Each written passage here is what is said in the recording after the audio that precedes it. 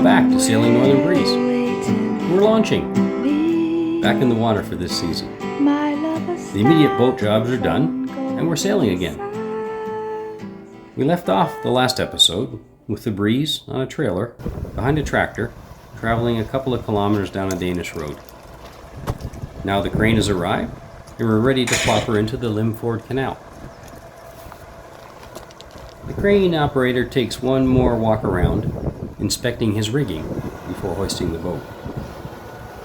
We're hoisting a little differently this time, as the spreader rig that he brought is too small to reach our normal lifting points.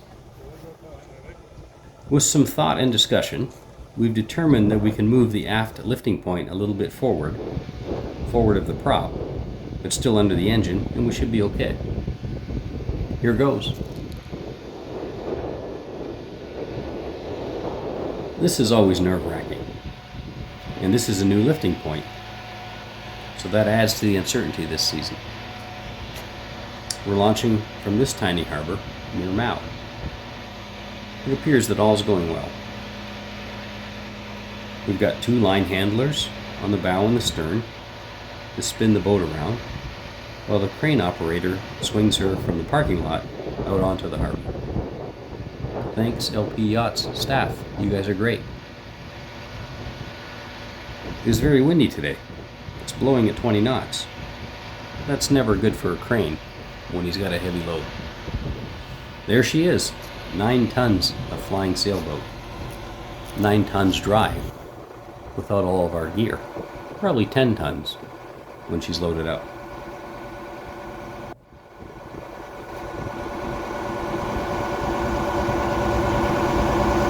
The video is deceiving on the windmill. It is spinning so fast I cannot see it. It's invisible. Yet in the video it's just getting intermittent pictures, so it doesn't show you how fast. But I can't even see it. It's spinning so fast. Here you can see the aft lifting strap going above the prop shaft. That's unusual. That is about 2 meters ahead of the normal lifting point, which is marked with a small blue arrow on the side of the hull up near the tow rail. You can just see it. However, the heaviest part of the boat is that 4-ton lead keel, and then about 500 kilograms or so for the engine system. So about half the mass of the boat is in between those two lifting straps, so we're okay. We're balancing around those large masses. And she's wet.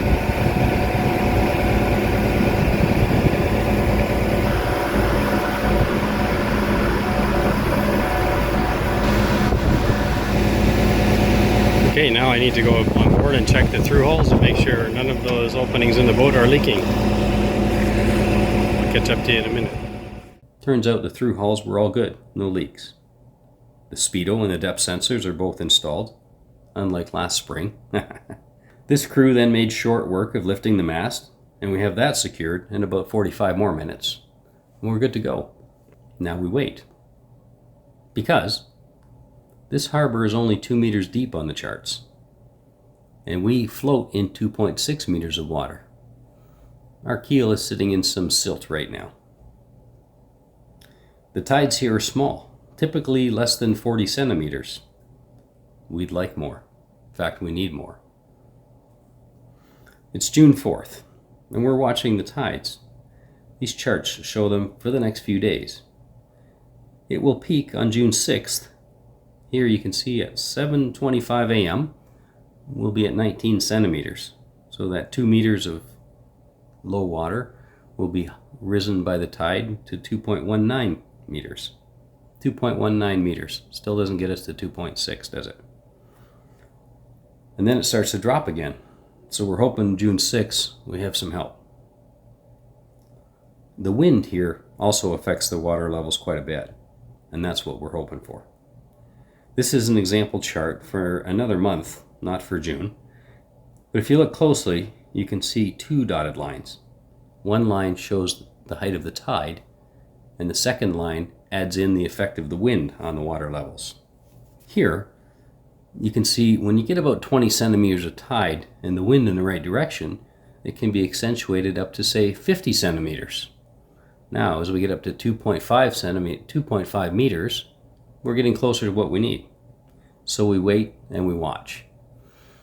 3 or 4 times a day, we're checking these charts. Remember a minute ago, I mentioned that we had 20 knots of wind affecting the crane? It's bad for the crane, but it's good for our water levels. We watched these charts for a day and a half, and then it said that on June the 6th at 8 a.m., we were going to have 52 centimeters of water on top of the normal mean low water depths. And we took advantage of that, and we got out of there really quickly. It was an early start. We got ready to go, engines warmed up, lines thrown, and by 8 o'clock we were moving, and we got out cleanly. In fact, we didn't touch the bottom, which was very different than last fall when we struggled to get in here, hit the bottom, got stuck, and had to leave the boat in the water and fly home. So a combination of spring dredging out in the channel, high tide, favorable winds, and we made it into the canal. We had a very short trip to Halls, where we topped off a few provisions, and then again waited for that wind that was favorable to get out of the harbor to switch around and become favorable to sailing away. Fancy fishing boat. Let's see what the name of this thing is. Oh, it has a mermaid. And the mermaid's name is Laura. This time we'll be off to a small Danish island of Laeso, population of about 1,900 people. It has very pretty beaches, we're told, and a small harbor that we can visit. So while we're waiting for a couple of days on the docks here in Halls, we installed a new electronic gadget. It's a roam device. Its purpose is to monitor the boat while we are away. Its purpose is peace of mind. There are many systems available to do this, but we met Gabe and his partners at the Annapolis Boat Show a few months ago and learned how inexpensive we can actually have this feature.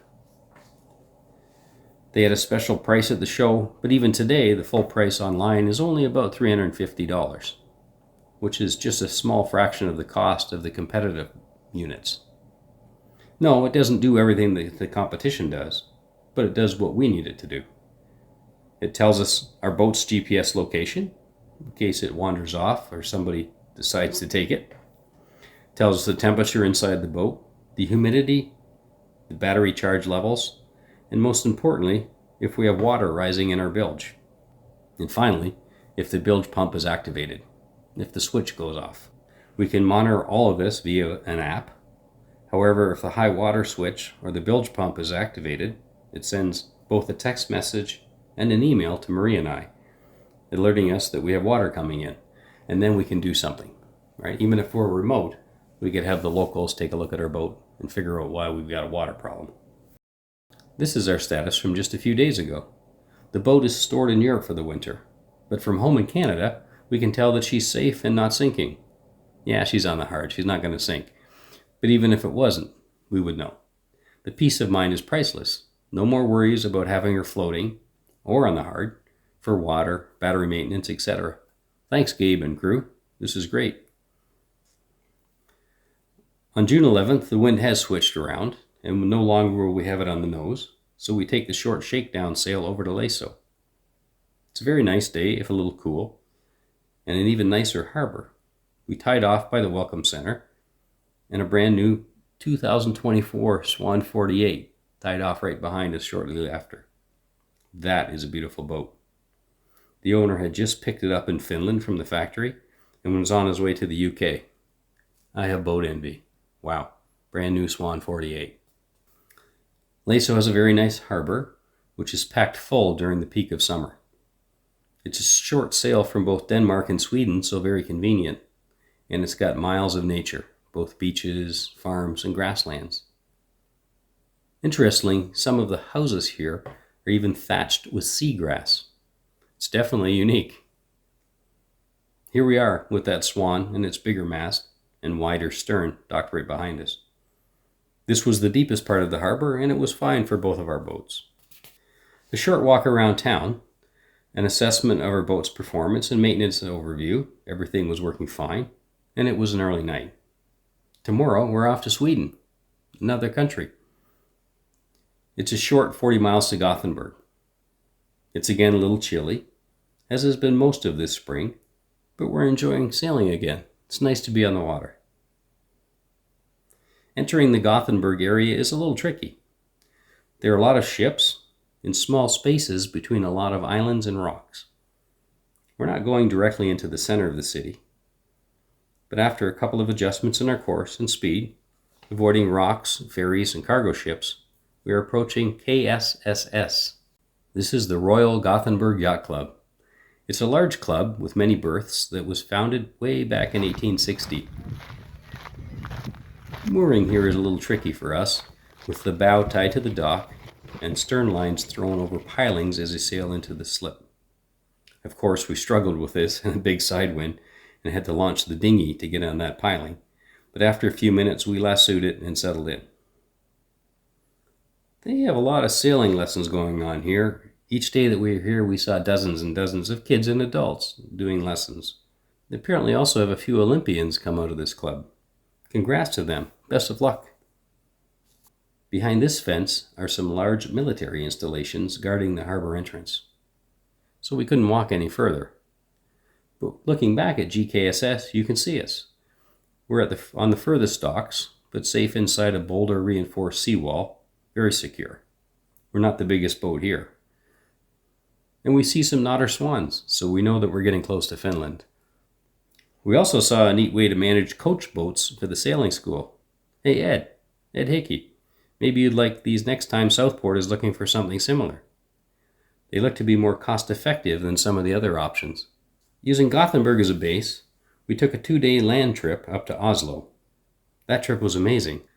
Some of the things we saw were emotional. It's worthy of the time spent, so we'll make a special video.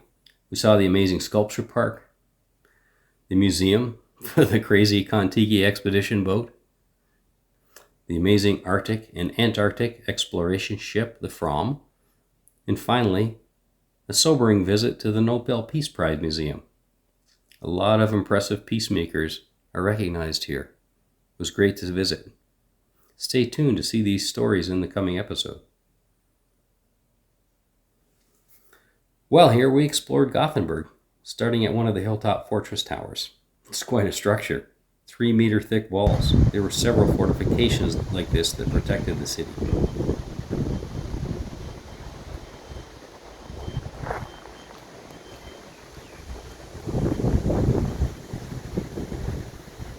So today is June 12th and we're taking 13th, we're taking a break from sailing for the next few days. But this is Gothenburg, Sweden, from atop the hill. I don't know, it's kind of like a fort. It's a beautiful city. It dates back to the 1600s. And the next day we grabbed a tram and enjoyed one of Gothenburg's highlights, their botanical garden. It's a beautiful way to spend a June afternoon. It has a diverse landscape of over 16,000 species from many parts of the world, as well as rare local Swedish plants. We're in the Botanical Gardens in Gothenburg. This is the fairy garden, I imagine. Or maybe it's where the trolls are. No, there's no trolls there. This is a pretty place. It's one of the largest botanical gardens in Europe. Well worth the free visit. Yes, I said free. After a century of hard work, it's the pride of the local municipality. A rose among the dahlias? Where? Right there. Oh, funny. You're funny.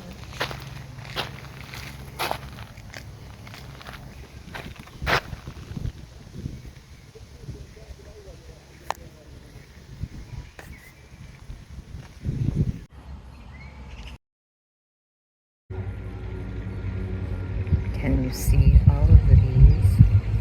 This plant is loved by them.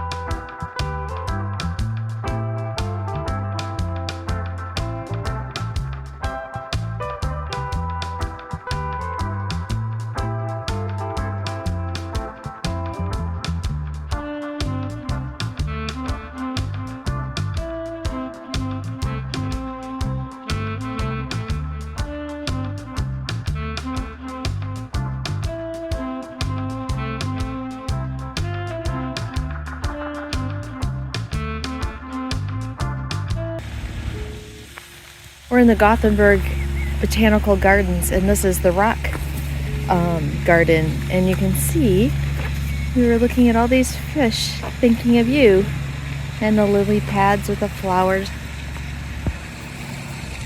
We have one last day in Gothenburg, and we're invited for Brazilian Fika.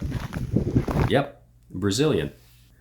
A former co-worker of ours from our time in Brazil, Alexandra and his wife Olga, are now living in Gothenburg. They've invited us over for a traditional Swedish fika this afternoon.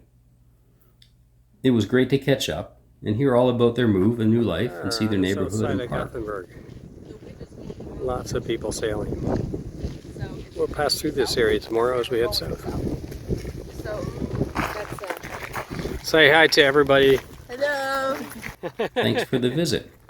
You sure are brave to have started off a new life in a new continent.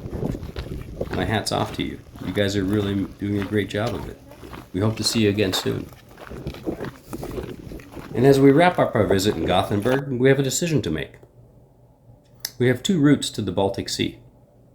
The first, across Sweden using the Gota Canal, and the second, south around Sweden.